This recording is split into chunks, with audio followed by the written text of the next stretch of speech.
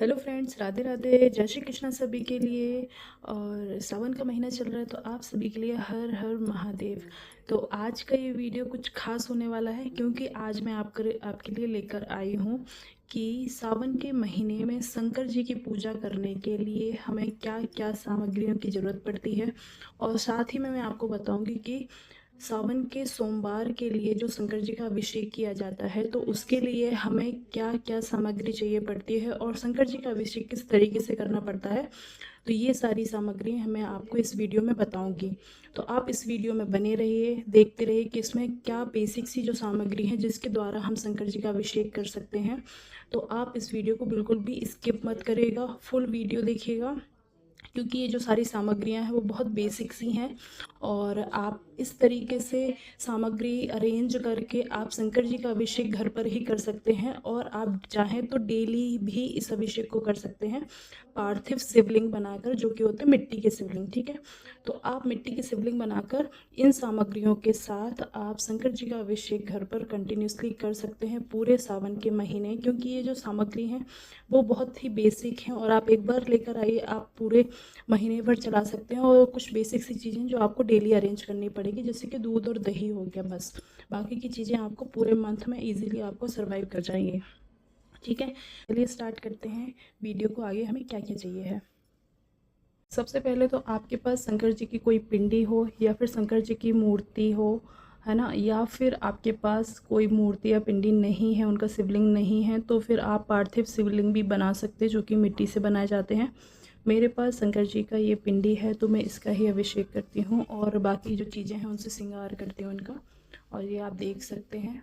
ठीक है, अभी इसके बाद हमें क्या क्या सामग्री चाहिए वो भी मैं आपको बता देती हूँ। सबसे पहले तो शंकर जी ही चाहिए रहेंगे अभिषेक करने के लिए, है ना। फिर उसके बाद क्या क्या चीज़ चाहिए वो भी मैं आपको बता देती हूँ। सबसे पहले हमें ये पीतल का पात्र चाहिए रहेगा क्योंकि इसमें रखकर हम अभिषेक करेंगे, है ना। और अगर आपके पास पीतल का पात्र नहीं है तो आप स्टील का पात्र ले सकते हैं, क्योंकि क्या होता है कि तांबे के पात्र में दूध दही वगैरह नहीं डालते, इसलिए तांबे का पात्र का यूज़ नहीं करेंगे, पीतल का यूज़ करेंगे या फिर स्टील का करेंगे।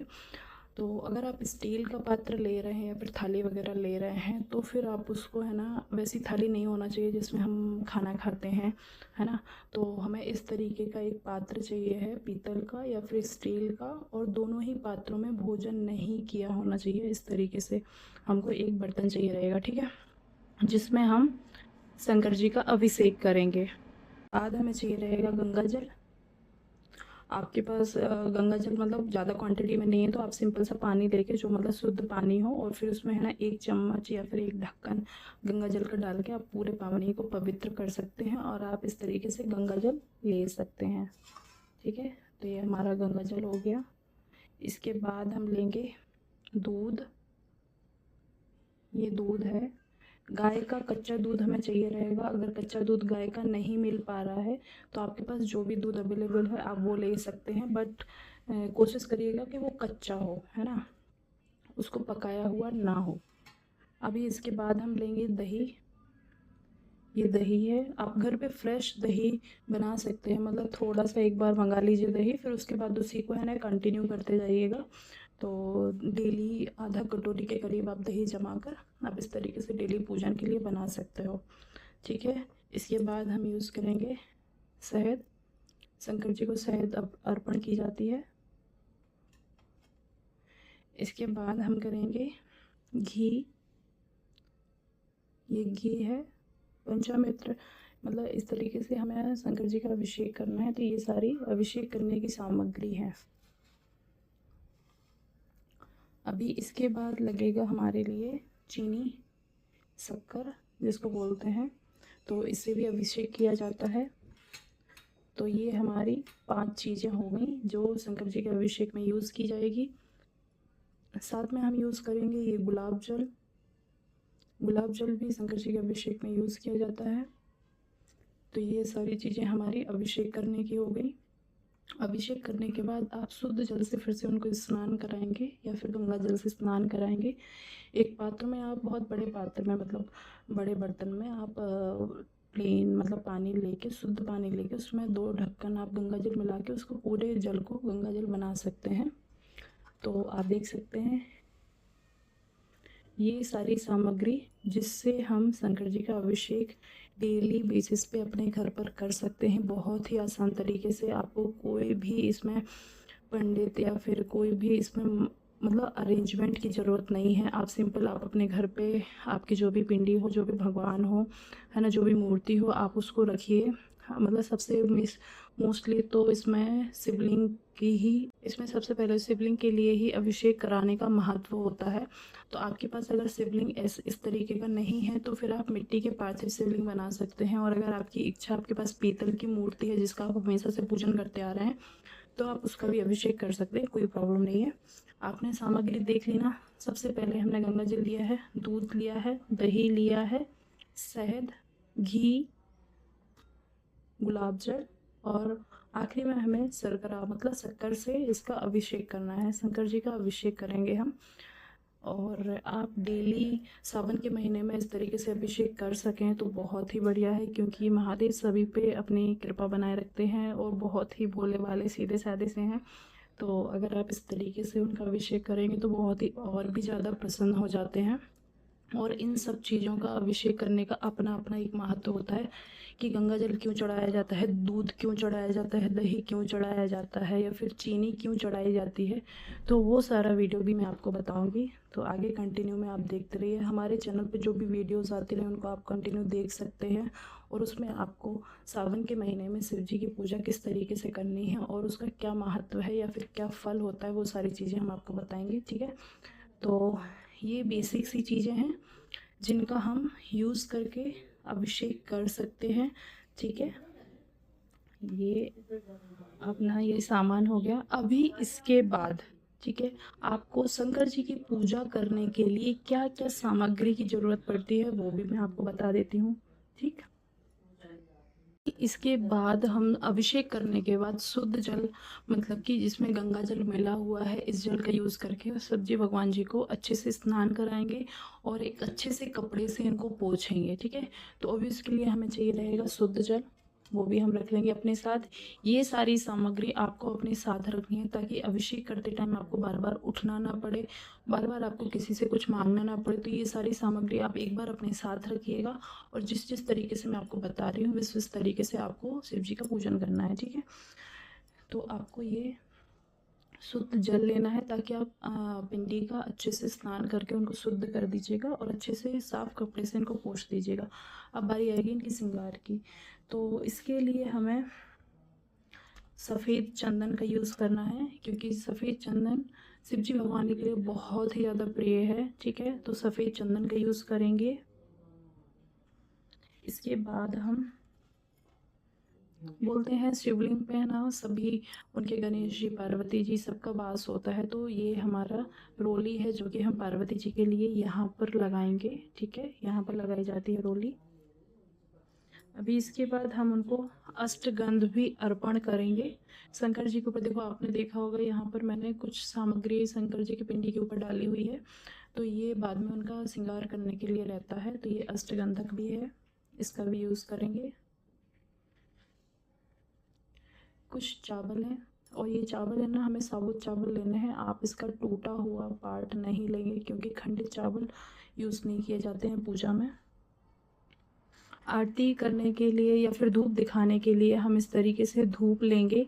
और अगर आपके पास नहीं है तो आप प्लेन धूप बत्ती या फिर अगरबत्ती का भी यूज़ कर सकते हैं। साथ में हम शंकर जी के लिए ये इत्र भी लगाएंगे। आपके पास जो भी इत्र अवेलेबल हो आप वो लगा सकते हैं।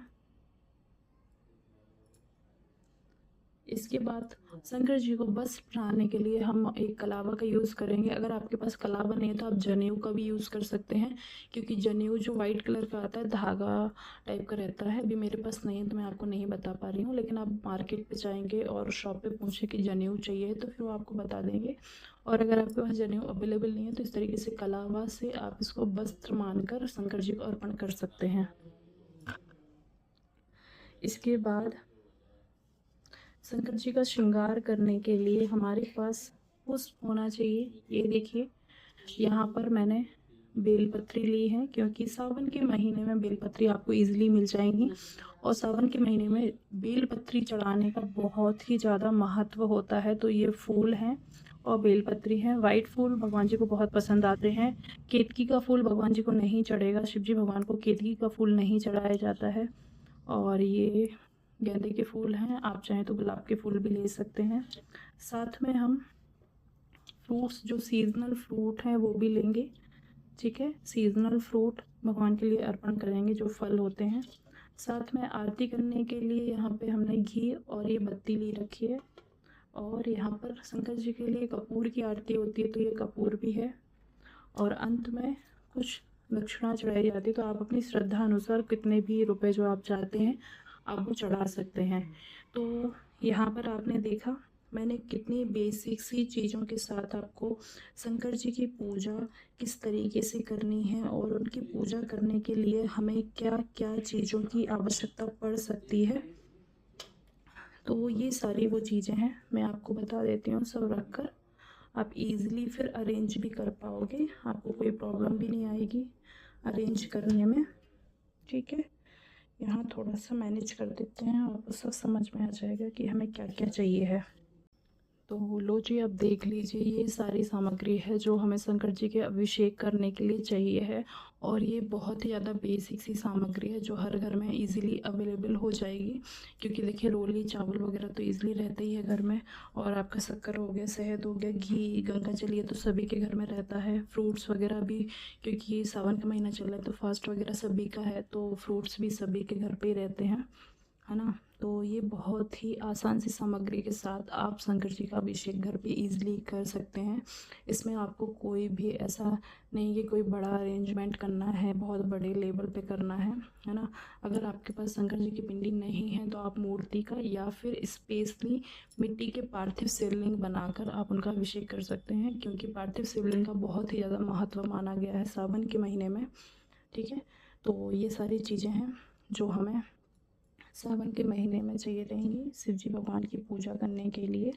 और आपको ये आसानी से किसी भी जहाँ पर पूजा का सामान मिलता है वहाँ पर आसानी से मिल जाएंगे, ठीक है। तो ये सारी चीज़ें जो आपके घर पर नहीं है वो आप अरेंज कर सकते हैं और डेली बेसिस पर आप शंकर जी का अभिषेक कर सकते हैं। और घर पर ही रहकर हम पार्थिव शिवलिंग की पूजा कैसे करेंगे, तो ये वीडियो भी आपको हमारे चैनल पर मिल जाएगा। तो हमारे चैनल को लाइक, शेयर, सब्सक्राइब करना बिल्कुल भी मत भूलिएगा। वीडियो की नोटिफिकेशन आपको मिल जाए इसके लिए आप बेल आइकन भी दबा दीजिएगा और अपने फैमिली और फ्रेंड्स के साथ ज़रूर शेयर करिएगा, ठीक है। तो ये सारी चीज़ें हैं जो आपको अरेंज करना है। और अपने घर पर जो सावन का सोमवार है उसकी पूजन कैसे करना है वो वीडियो भी आपको हमारे चैनल पर मिल जाएगी। पार्थिव शिवलिंग का पूजन कैसे करना है वो भी वीडियो आपको हमारे चैनल पर मिल जाएगी, ठीक है। तो 16 सोमवार का पूजन कैसे करेंगे, 16 सोमवार के पूजन के लिए हमें क्या क्या सामग्री की ज़रूरत पड़ती है वो वीडियो भी हम आपके लिए बताएंगे। तो आप इस तरीके से हमारे चैनल पे बने रहिए, हमारे वीडियो को लाइक करिए, शेयर करिए, सब्सक्राइब करिए, बेल आइकन दबाना बिल्कुल ही मत भूलिएगा ताकि आपको हमारे हर वीडियो की नोटिफिकेशन मिल जाए। और इसी तरीके से आगे अच्छे अच्छे धार्मिक वीडियोस देखने के लिए आप हमारे चैनल पे बने रहिएगा। और अगर आपको कोई भी क्वायरी हो या फिर कोई भी क्वेश्चन हो जहां आपको कुछ समझ में नहीं आ रहा है तो आप प्लीज़ वीडियो में कमेंट करके ज़रूर बताइएगा कि आपको ये चीज़ समझ में नहीं आई है या फिर आप ये काम किस तरीके से या ये सामान किस तरीके से अरेंज कर सकते हैं, तो मैं आपको ज़रूर कमेंट करके बताऊंगी। और अगर आपको ये वीडियो अच्छा लगा हो तो प्लीज़ चैनल को सब्सक्राइब किए बिना बिल्कुल भी मत जाइएगा, क्योंकि ये देखिए आप सारी बेसिक सी चीज़ों के साथ आप पूजन घर पे कर सकते हैं, कोई भी बड़ा हेक्टिक काम नहीं है। और आप ये डेली भी कर सकते हैं, डेली अरेंज करिए। मतलब सिर्फ दूध दही का अरेंजमेंट रहेगा, दही भी आप एक दिन पहले बना कर रख दीजिए। दूध आपके यहाँ ताज़ा आता है तो आप उसको यूज़ करिए, कच्चा दूध यूज़ करना है। बाकी चीज़ें आपका मार्केट से लाई हुई हैं तो आप आराम से लेकर पहले से रख लीजिए और आपका अभिषेक घर पर आसानी से हो जाएगा, ठीक है। तो इसी के साथ हम मिलते हैं आपसे नेक्स्ट वीडियो में, जो कि रहेगा सावन के सोमवार का पूजन कैसे करना है और इसकी पूजन विधि, और साथ ही में 16 सोमवार व्रत में हमें क्या खाना चाहिए क्या नहीं खाना चाहिए, उसकी व्रत की विधि और उसका उद्यापन की, ये सारे वीडियोस आपको हमारे चैनल पर मिल जाएंगे। इसी के साथ मिलते हैं हम आपसे नेक्स्ट वीडियो में। अभी के लिए हर हर महादेव, जय श्री कृष्णा, जय श्री राधे, हर हर महादेव।